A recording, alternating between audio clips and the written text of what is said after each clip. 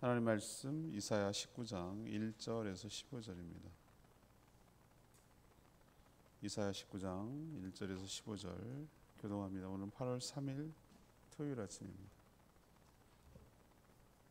8월 3일자 본문 이사야 19장 1절에서 15절 교동합니다. 애굽에 관한 경고라. 보라, 여호와께서 빠른 구름을 타고 애굽에 임하시리니 애굽의 우상들이 그 앞에서 떨겠고 애굽인의 마음이 그 속에서 녹으리로다. 내가 애굽인을 격동하여 애굽인을 치리니 그들이 각기 형제를 치며 각기 이웃을 칠 것이요 성읍이 성읍을 치며 나라가 나라를 칠 것이요 애굽인의 정신이 그 속에서 쇠약할 것이요 그의 계획을 내가 깨뜨리리니 그들이 우상과 마술사와 신접한 자와 요술 계획에 물으리로다. 내가 애굽인을 잔인한 주인의 손에 붙이리니 포악한 왕이 그들을 다스리리라. 주 만군의 여호와의 말씀이니라.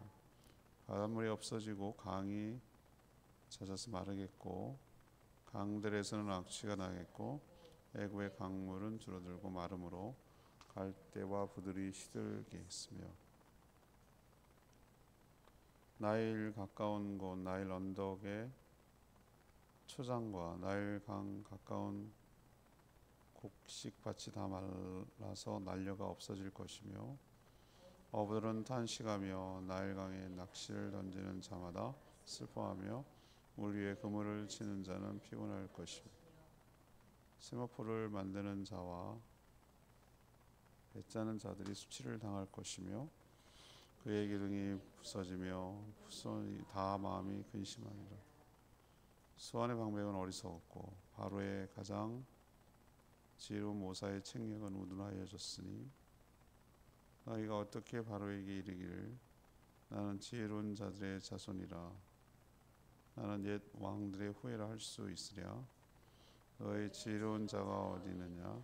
그들이 만군의 여호와께서 애굽에 대하여 정하신 뜻을 알 것이요 곧 네가 말할 것이니 수완의 방백들은 어리석었고 노베의 방백들은 미혹되었도다. 그들은 애굽 종족들의 모퉁이 돌이건을 애굽을 그릇가게 하였도다. 여호와께서 그 가운데 어지러운 마음을 섞으셨으므로 그들이 애굽을 매사에 잘못 가게 함이 취한 자가 토하면서 비틀거리게 하였으니 애굽에서 머리나 꼬리며 종려나무 가지나 갈대가 아무 할 일이 없으리라. 아멘.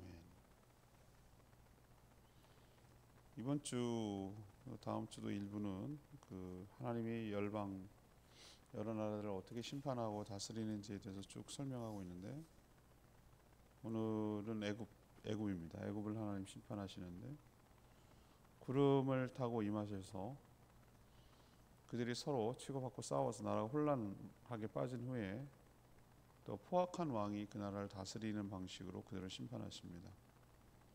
그들의 자랑이었던 나일 강물도 말라서 농사도 고기잡이도 할 수 없는 척박한 환경으로 몰아가신다고 말합니다. 또 하나님의 애굽 지도자들을 어리석게 만드셔서 그래서 지혜가 없게 만드심으로 나라를 바르게 이끌지 못하게 하셔서 고통받도록 그렇게 심판하시는 내용이 오늘 쭉 설명된 내용입니다. 오늘 질문은 하나님은 애굽을 어떻게 심판하십니까? 하나님은 애굽을 어떻게 심판하십니까? 이것이 오늘 질문이 되겠습니다. 먼저 1절에서 4절까지 말씀 포악한 왕의 통치를 받도록 만드시죠. 포악한 왕의 통치를 받도록 만드십니다. 하나님이 심판하시기 위해 쓸 수 있는 방법은 무궁무진합니다. 애굽의 심판이 그것을 잘 보여줍니다. 하나님은 오늘 1절 보니까 빠른 구름을 타고 애굽에 임하신다고 그랬거든요. 하나님이 손오공도 아니고 빠른 구름을 타고 임한다. 이런 표현을 왜 쓸까? 이건 인간을 위한 표현이에요. 모든 게 사실은 하나님은 그렇지 실체와 우리는 잘 모르죠. 근데 인간의 이해를 돕기 위해서 언어적 문자적인 것으로 표현을 해야 되니까 그렇게 표현할 수밖에 없는데 구름을 타고 임하신다. 이분은 원래 여기 있는 존재가 아니란 뜻이잖아요.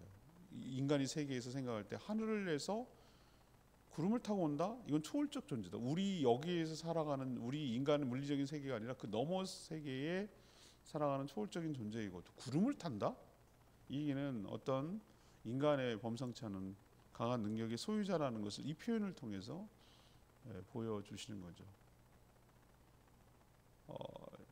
심심해서 구경하러 온 게 아니라는 거예요. 하나님이 등장하니까 오늘 1절 말씀에 보면은 애굽의 우상들 들이라고 표현한 건 복수죠. 그들이 많은 우상을 섬겼으니까. 열 재앙을 보면은 그들의 우상이 드러나잖아요. 그 우상들이 하나님 앞에서 떨고 백성들의 마음은 이미 녹아내렸다. 이미 지고 들어가는 거죠. 하나님의 등장으로. 근데 하나님이 쓰는 심판의 방식이 독특해요. 2절에 보니까 하나님께서 애굽 사람들의 마음을 격동시켜서, 그러니까 충동하는 거죠. 마음을 이렇게 충동해서 서로가 서로를 치고받고 싸우게 만듭니다. 이러다 다 죽어. 뭐 오징어 게임 나오는 거잖아요. 이러다 다 죽. 그렇죠. 이러다 다 죽죠. 중국이 가장 무서워하는 게 내분이에요. 내분. 그 나라는 우리가 삼국지에서 보듯이 수많은 그 막 4분 5일 돼가지고 서로 싸움 내전을 엄청나게 거쳐서 지금 하나 되는데 이게 깨질까봐 진짜 두려운 거예요. 그러면은 나라가 망하는 거거든요. 그걸 지금 두려워해서 소수민족들은 얼마나 탄압하는지 몰라요. 자기 사실은 거기 중국 안에 편입되지 않았던 것인데 뭐 몽골이라든가 위구르라든가 뭐 티벳이라든가 이런 나라를 막 붙잡잖아요. 그 분열의 위험을 잘 알기 때문에 그러는 거죠. 어느 나라도 마찬가지죠. 외부의 침략보다는 내부의 분열로 망하는 거죠. 하나님께서 그렇게 만든다는 거예요. 서로 치고받고 싸우고 뭐 여기서 여기 공격하고 여기서 여기 공격하고. 우리도 만약에 쪼개져서 전쟁하라고 그러면 아주 난리 날걸요. 얼마나 지역 감정을 조장해놨는지 경상도 하고 전라도는 싸우자고 그럴걸요. 만약에 그런 식으로 부추긴다면. 그리고 서울과 서울 아닌 사람들도 싸우려고 그럴걸요. 서울 니네만 공화국이냐 이런 식으로. 그런 식으로 만약에 전쟁을 한다. 지금 선거하는 거 보면은 느껴지잖아요. 묻지 마, 따지지 마 이거잖아요.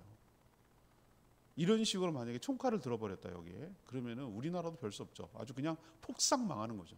내부의 분열로 폭삭 망하는 거죠. 하나님 그렇게 되게 만들었어.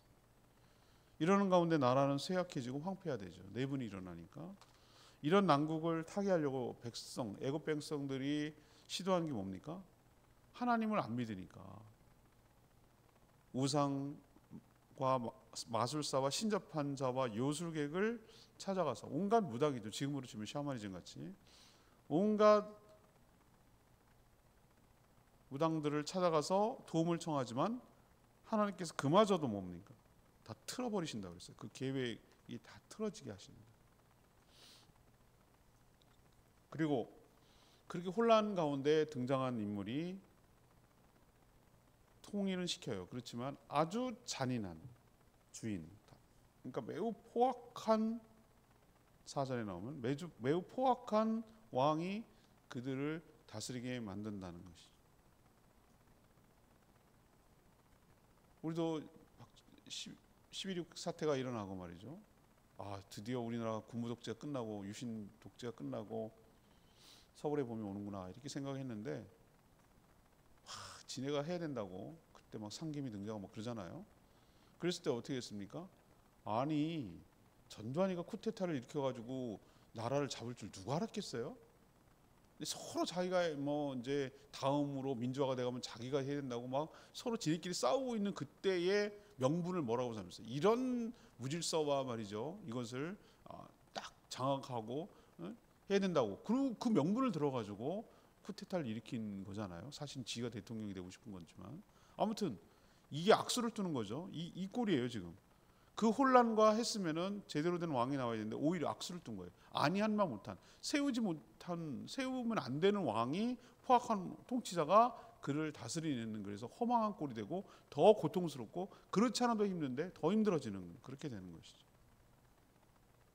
이게 하나님의 심판입니다. 애굽은 매우 강력한 나라를 이뤄서 포악하게 통치를 했지만 막 그 근동 지방에서 막 다 군림하고 세계를 제패하는 것처럼 아주 교만했지만 오히려 자신들이 그런 통치를 받는 거예요. 여러분 아시잖아요. 히브리 족속들을 어떻게 노예로 삼고 얼마나 잔인하게 다뤘는지를 아시잖아요. 근데 지네가 이제 그렇게 된다는 거죠. 자기네들이 그렇게 된다. 이집트 역사를 연구해 보면은 뭐 우리는 될 것도 없어. 우리는 뭐 통일 신라 시대 뭐 이런 왕조가 몇 번 거치는데 걔네는 무슨 하도 많이 뒤집어지니까 매 18왕조, 뭐 19왕조, 29왕조 번호를 매길 정도라니까요. 얼마나 뒤집어지고 난리 나고 막 이런 일들이 하도 많이 일어나니까. 그러니까 요셉을 알지 못하는 왕이 들어섰다는 건 뒤집어졌다는 얘기예요. 쿠데타로 뒤집어져서 다른 왕조가 세워졌다는 얘기거든요. 이 자체가 하나님의 심판이에요. 혼란과 잔혹함과 잘못된 통치를 받게 만드는 거.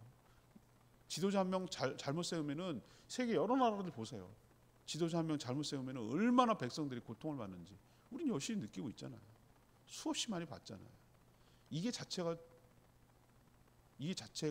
하나님의 심판이라니까요. 두 번째 얘기는 하나님 어떻게 심판하시는가. 5절에서 10절 말씀입니다. 살아가기 힘든 환경에 처하게 하시는 것, 이게 하나님의 심판입니다. 세상의 문명이 만들어진 것은, 인류 문명은 전부 강을 끼고 있었어요. 그래서 4대 문명이라고 말하잖아요. 애굽은 바로가 왕 이름입니다. 우리나라 대통령이라고 말하듯이 통치자를 갖다가 그냥 우리 왕이라고 하든 대통령이라 하든 뭐 수상이라고 하든 뭐 총통이라고 하든 그건 상관없어요. 그냥 그 명칭. 예. 우리가 그 당군 신화할 때 그 당군이 이름이냐? 아니라는 거예요. 당군이 제사장 겸 왕을 칭하는 그 명칭일 수도 있겠다. 바로가 그 왕의 이름이 아니라 왕을 칭하는 호칭이란 말이죠. 바로가 통치하지만 그들은 어떻게 생각했냐면 나일강을 신의 선물로 생각을 했어요. 신의 선물, 나일강이. 모든 삶의 터전이 거기서 나오기 때문에 그렇습니다. 지금도 저는 막 그 여행하는 프로를 그렇게라도 간접적인 체험을 하고 싶은 마음이 있으니까 그런 프로그램 연예인들 막 잡담하고 낄낄거리고 이런 거 아주 제일 딱질색, 그리고 막장들 하면 아주 딱질색, 그런 거 보고 열만 받아. 막 화만 돋궈지는 것 같고 뭐 저런 식으로 써 뭐 이렇게 가지고 그런 건 안 보고요. 저 리얼리티가 중요하기 때문에 동물 나오는 거 아니면 여행하는 거. 여행도 요즘 너무 많이 껴가지고 그렇긴 하지만 이집트 편이 나왔어요. 이집트 편. 이야, 나일강이 그대로 축복 맞아요. 얘네들 그거 없었더라면 지금도 존재할 수도 없는 그냥 사막처럼 됐을 거예요. 그 나라. 지금도 그거 갖고 먹고 살아요. 거기서 다 나와요. 물이 항상 흐르니까 그냥 옛날엔 수차, 지금은 그냥 양수기 퍼가지고 물 대가지고 졸졸졸졸 흐르게 만들어가지고 그 농사를 지어요. 그 사막에다가. 야, 보면은 식수 나오지, 농업에 쓸 필요한 물, 나일강 다 거기서 공급받지, 거기서 물고기 잡지. 수량이 풍부해서 마치 그들에게는 그게 바다처럼 느껴질걸요. 그랬어요. 나일강 저도 가봤는데 한강만큼이나 넓더라고. 꽤 넓어요. 꽤 넓어. 어마어마하더라고요. 정기적으로 이게 범람합니다. 범람하면 홍수 나는 거 아니냐. 그런데 좋은 토지를 갖다가 쭉 밀고 내려와가지고 거기서 쭉 삼각주 평야를 이루고 나일강 끝에 보면 삼각주 평야를 이루고 있어요. 그게 계속 내려와가지고 좋은 토질이 쌓이는 거잖아요. 그건 뭐 그냥 갖다가 꽂으면 농사가 되는 거죠. 우리나라 저기 간척 사업 해가지고 꽂으면 되듯이. 하지만 하나님께서 그들을 의지하고 신처럼 여기고 신의 선물이라고 여기고 그들의 정체성이라고 할 수 있는 이 나일강. 만약 우리나라로 치면 한강을 말려버린다. 제주도의 정신적 지주이고 어쩌고저쩌고 하면서 한라산을 무너뜨려 버린다. 한라산을 그냥 붕괴시켜 버린다. 이런 느낌 아시겠어요? 그게 없는 것은 상상도 하지 못하는데 그렇게 되는 거죠. 그렇게 내리치는 거죠. 나일 강물을 말려버리는 거죠. 그렇게 됐을 때 어떤 일이 벌어지는지를 오늘 그려내고 있어요. 주변 모든 초지는 물론 농작물도 타들어가죠. 당연하죠. 가뭄이 들고 그 물이 없으니까. 당연히 어업도 할 수가 없어요. 그리고 거기서 나오는 부들 그다음에 세마포 짜는 거기서 나오는 것 가지고 이렇게 마나 배나 이런 걸 짤 때 쓰는 것이 수초가 없어지니까 옷감을 짤 수가 없죠. 당연히 물건을 나르는 물류가 없어지니까 짐꾼도 살아가기가 어렵죠. 사람이 살 수 없는 환경으로 몰아가니까 자연도 또 사람도 시들어가게 되죠. 이 모든 일을 누가 합니까? 하나님이 주도하시죠. 악취가 난다고 그랬어요. 강물이 쫙 줄어들면은 아프리카에서 많이 그런 거 보이잖아요. 옛날에 거기가 막 배가 들어오는데 배만 덩그러니 남아 있고 완전히 쩍쩍 갈라져 있는. 여기가 옛날에 막 물 여기까지 들었다. 우기 때 여기까지 들었다. 근데 지금은 우기인데도 물이 안 들어온다. 이건 뭘 말하겠어요? 그만큼 가뭄이 심하고 사막화가 된다는 것이잖아요. 누가 한다고 오늘 표현합니까? 하나님이 하죠. 이걸 통해서 뭘 보여줍니까? 바로도 신이 아니고 나일강도 신이 아니고 하나님이 모든 것들을 주관하는 참 신이다라는 것을 심판의 과정을 통하여 보여주는 것이죠. 지금 우리가 벌어지고 있는 두 개의 고기압이 한꺼번에 겹쳐가지고 지금 완전히 도움처럼 열도움처럼 돼가지고 강릉이 원래 굉장히 여름 되면 차가운 데거든요. 온도차가 5도 이상 나요. 거기가 오히려 차요. 역대 140년 관측한 이래 밤의 온도가 30도가 넘는 거예요. 거기가 32도 막 이렇게 되니까 사람이 살 수가 없어요. 제가 이 날씨를 어디서 경험했나 했더니 생각났어요. 온두라스였어요. 온두라스는 무조건 실내에서는 24시간 에어컨을 틀어야 돼요. 무조건. 나가면 조금만 있으면 막 땀이 비 오듯 합니다. 난 거기서 어떻게 사람이 살지? 그러니까 이 사람이 멍한 것 같아요. 무슨 생산적인 일을 하겠어요? 빠리빠리 그런 거 없어요. 살기 천천히 갈 수밖에 없어요. 왜 그러냐면 빨리 가면 내가 죽거든. 왜 사람들이 저렇게 느리지? 이제 알았어요, 제가. 우리나라 사람 저렇게 하면은 뭐 굶어 죽겠다 이렇게 생각하는데 그럴 수밖에 없어요. 빨리 가면 내가 죽어요. 천천히 가고 밥도 많이 안 먹으면 소화를 못 시키니까 그렇게 되니까 그렇게 사는 거더라고. 알고 봤더니 그렇게 사는 게 이유가 뭐라고 합니까? 인간이 저지른 죄값이라고 얘기하잖아요. 저지른 워낙 탄소를 많이 배출하고 온난화를 일으킨 자기가 자기를 자살하는 행위라는 거죠. 이 기업의 탐욕 때문에 나 몰라라 하고 그 환경을 어떻게 할 수 없는 가장 인류에 대해 취약한 계층들이부터 타격을 입고 살아간다는 거죠. 자승자박, 자업자득 이 꼴이 되는 거죠. 하나님께서 이것도 방법이 아닌가? 뒤에 좀 이따 얘기하겠지만 스스로 어리석게 만들어가지고 스스로 자기가 자기를 자해하도록 만드는 것도 하나님의 심판의 방법 아닐까? 뭐 이런 생각을 해보는 거예요. 그러나 아무튼 중요한 것은 그렇게 너희들이 믿고 의지하던 것을 하나님께 스톱시켰을 때 어떤 일이 벌어지는지에 대해서 우리에게 확실하게 보여줘. 누가 세상을 다스리는지에 대한 확실한 증거를 보이시는 줄로 압니다. 세 번째 얘기는요. 11, 15절인데요. 어리석게 만들어 잘못되게 만드시는 것. 이게 참 무서운 벌이에요. 심판이고요. 교만한 인간은 자신이 아주 똑똑하고 탁월한 줄로 착각을 합니다. 사실 모든 지혜와 지식은 하나님에게서 나왔거든요. 지혜와 지식의 실체와 인격을 가진 예수 그리스도 그분 자체가 그분이 진리예요. 지혜이기도 하고. 그를 통해 세상이 창조됐어요. 세상이 다스려지고요. 하나님이 내리신 심판은 뭡니까? 그 인간들에게 어리석고 우둔하게 만드는. 하나님께서 그 뭡니까? 일반 은혜를 주시거든요. 특별한 은혜를 그냥 모든 사에게 햇볕이 내리고 모든 자에게 비가 내리고 모든 자에게 공기가 있고 이렇게 하는 것은 모든 피조물을 향한 하나님의 그 은총이에요. 일반 은총. 그렇지만 하나님께서 특별히 은혜를 주시는 분들, 택한 백성들을 통하여 예수 그리스도를 통하여 믿게 하고 구원의 반열에 들어가게 하고 하나님 백성으로 살게 한 건 이건 특별한 구원의 은총이죠. 근데 그마저도 빼앗아 버린다면, 일반 은총마저 하나님 빼앗아 버린다면 인간은 살 수가 없는 거죠. 하나님의 애굽 지도자를 우둔하게 만든다고 그랬어요. 오늘 마지막 심판이 그거예요. 마지막 언급된 게 아무도 제대로 바르게 분별하고 조언해 주는 신하가 없어요. 바로한테. 이상한 신하들만 쫙 있는 거예요. 요사스러운 자들만 있는 거예요. 신돈이라고 옛날 고려 때 있었습니다. 그 승려였는데요. 국정을 장악해서 아주 나라를 말아먹은 게 그 인간이에요. 러시아 제정 왕조 때도 그랬고요. 명성황후도 얼마나 미신을 좋아했는지 몰라요. 지금도 그래요. 저는 지금도 그렇다고 보는 거예요. 샤머니즘이 안 그런 것 같은데 얼마나 생각과 사람들을 장악하고 있는지. 특히 지도자가 그런 생각이 빠지면은 이건 나라가 망조예요, 망조. 일반적인 보편 타당한 생각을 하지 않고 샤머니즘적인 사고방식에 의해서 그래서 휘둘린다. 큰일 납니다. 그리고 남의 얘기를 듣지 않는다. 이건 더 큰일 날 일이죠. 하나님의 어지러운 마음이 되도록 하자. 이 표현이 여기 성경에 나오는 거예요. 어지러운 마음이 되도록 하자. 이들은 결국은 뭡니까? 오판하는 거예요. 판단을 잘못하기 시작하고 막 극단적으로 이쪽 아니면 이쪽 막 양극을 막 치달아 버리는 거예요. 막 극으로 치달는 거예요. 어떤 일을 할 때 굉장히 신중해야 되고 합리적이어야 되고 이렇게 했을 때 리스크도 생각해야 되고 장단점을 다 분석을 해서 어떤 일을 해야 되잖아요. 이것이 왔을 때 이런 위험이 있지만 그보다 더 큰 이득이 있을 때 그런 일을 하는 거거든요. 이걸 했을 때 어떤 희생을 따라야 되고 갑지불을 했을 때 얻는 건 뭐고 이런 걸 지도자는 항상 생각을 해야 되거든요. 그런 거 없어요. 그냥 도안이면 뭐 기분 내키는 대로 막 그냥 이렇게 해버리면 나라가 절단나는 거죠. 이게 심판이에요.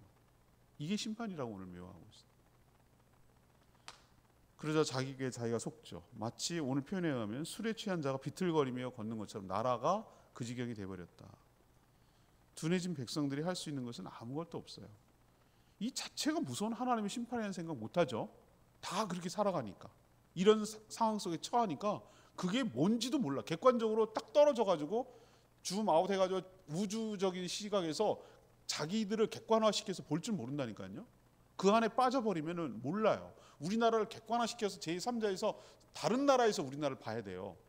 그랬을 때 우리 보이거든요. 이렇게 하면 안 되는데 이렇게 했을 때 그게 보여요. 근데 우리는 이 안에 들어가 버리면 너 죽고 나 죽고 뭐 이러고 머리끄댕이 잡고 싸우는 거예요. 그러니 이건 하나님의 심판일 수 있다는 생각을 가지고 늘 다 죽을 수 있다 이런 식으로 해서 가면 늘 하나님 앞에 겸손하게 살아가는 저희들 되기를 원하고요. 그리고 하나님께서 지혜를 두시도록 늘 기도하며 살아가는 저희 모두가 되기를 원합니다. 이 애굽의 심판을 통해서 우리는 교훈을 얻어야 된다는 거예요. 하나님이 할 수 있는 방법이 얼마나 다양하고 얼마나 무섭고 얼마나 분명한가라는 것을 우리는 깨달아야 될 것입니다. 13절이 레마의 말씀인데요. 소안의 방백들은 어리석었고 노베의 방백들은 미혹되었도다. 그들은 애굽 종족들의 모퉁이 또리건을 애굽을 그릇가게 만들었다. 한 나라의 공동체를 몰락시키려면 어리석은 지도자 세우면 돼요. 마음이 미혹되어 사리 분별을 제대로 하지 못하고 치우쳐서 극단적인 판단과 선택으로 공동체를 망하게 하기 때문이죠. 모든 지혜는 하나님에게서 나와요. 하나님을 경외하는 것이 지혜의 근본입니다. 소안, 높 이건 전부 다 애굽의 핵심 도시들이에요. 핵심 도시들. 거기에서 신하들이 이렇게 한다는 거잖아요. 우리는 하나님의 말씀은 내 발의 등이요 빛인 것을 깨닫고 말씀을 통해 세상을 보고 인생을 볼 때 지혜가 생길 줄로 압니다. 전 너무너무 감사한 게 말씀을 늘 준비해야 되는데 말씀이 알고 보니까 세상을 살아가는 지혜더라고요. 이건 어떻게 설명할 길이 없는데 저가 그렇게 똑똑한 사람은 아니거든요. 그냥 평범한 사람이에요. 그렇지만 하나님께서 정말 은혜를 주신 게 뭐냐면 말씀을 끊임없이 묵상하면서 하나님 앞에서 사람 앞에서 어떻게 살아가야 되는지 하나님께서 우둔한 저도 가르쳐 주시더라 이 말이에요. 말씀을 늘 하다 보니 지혜가 생겨요. 말씀을 늘 하다 보니 판단력이 생기고요. 어떻게 살아야 되는지에 대한 이게 답이 나오더라 이 말이죠. 이게 얼마나 큰 축복인데요. 여러분도 하나님 말씀이 지혜인 것 깨닫고 다른 것 끼우끼우 거려봐야 어리석은 것밖에 안 나오니까 미혹당해서 멸망하니까 오로지 말씀에 묵상하며 말씀 속에 지혜를 얻고 살아가는 저와 여러분 되기를 소망합니다. 오늘 말씀 붙들고 기도하기 전에 찬양집 아까 불렀던 찬양이죠. 128장 부르고 기도하는 시간 갖겠습니다.